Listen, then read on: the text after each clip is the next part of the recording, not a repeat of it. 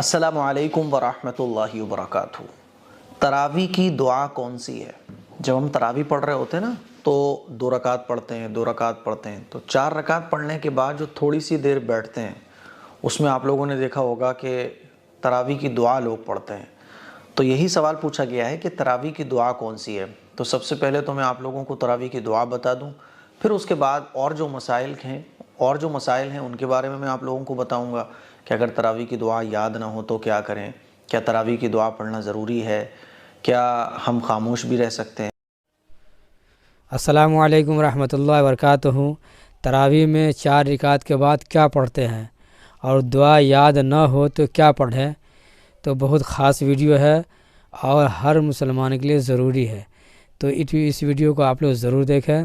جو مفتی ایم قاسمی صاحب حدیث کی روشنی میں بتا رہے ہیں، تو آپ لوگ اس ویڈیو کو آخر تک دیکھیں۔ ویڈیو پسند آئے تو ویڈیو کو شیئر کریں۔ تو چلیے آپ لوگ کو ویڈیو دکھاتے ہیں۔ السلام علیکم ورحمۃ اللہ وبرکاتہ۔ تراویح کی دعا کون سی ہے؟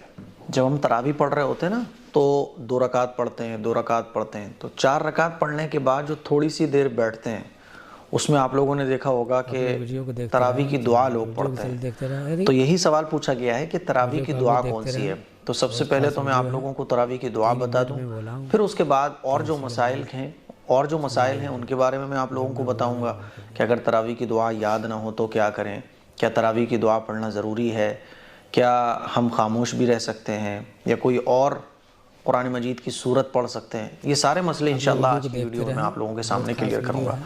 سب سے پہلے تو تراویح کی دعا دیکھیے۔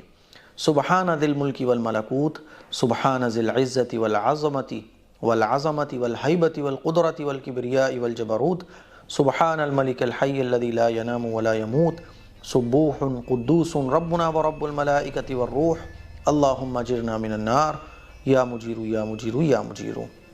اس دعا کا ترجمہ ہے، پاک ہے وہ اللہ جو ملک اور بادشاہت والا ہے، پاک ہے وہ اللہ جو عزت والا اور عظمت والا اور ہیبت والا اور قدرت والا اور بڑائی والا ہے، پاک ہے وہ اللہ جو بادشاہ ہے، زندہ رہنے والا ہے، نہ اس کے لیے نیند ہے اور نہ موت ہے، وہ بے انتہا پاک ہے، بے انتہا مقدس ہے، ہمارا پروردگار اور فرشتوں اور روح کا پروردگار ہے۔ الہی ہمیں آنکھ سے بچانا، اے بچانے والے، اے پناہ دینے والے، اے نجات دینے والے۔ یہ تو ہو گیا اس دعا کا ترجمہ۔ اب ایک سوال یہ پوچھا جاتا ہے، کیونکہ بہت سارے لوگ ایسے ہوتے ہیں جن کو یہ تراویح کی دعا یاد نہیں ہوتی ہے، تو اب جن لوگوں کو تراویح کی دعا یاد نہیں ہے تو وہ کیا کریں؟ تو بھائی وہ کچھ اور پڑھ لیں۔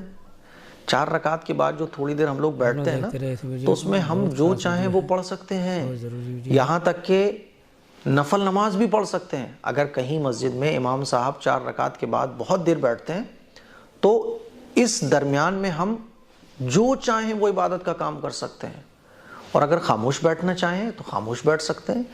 یہ جو تراویح کی دعا ہے یہ کوئی سنت نہیں ہے، ایسا نہیں ہے کہ یہ سنت ہو۔ ہاں، یہ جو تراویح کی دعا کے الفاظ ہیں، علماء اکرام نے بہت ساری روایات سے یہ الفاظ لے کر لوگوں کی سہولت کے لیے ان تمام الفاظ کو جو بہت ساری روایتوں میں آئے ہیں جمع کر دیا لوگوں کی سہولت کے لیے کہ بھائی اس دعا کو پڑھ لو، تاکہ لوگوں کا مائنڈ بھٹکے نہ کہ آخر کیا پڑھیں کیا پڑھیں۔ لیکن یہ دعا پڑھنا کوئی سنت نہیں ہے۔ اگر مان لیجیے آپ کو یاد نہیں ہے تو کوئی بات نہیں ہے، یاد کر سکتے ہو تو یاد کر لو، بہت اچھی بات ہے۔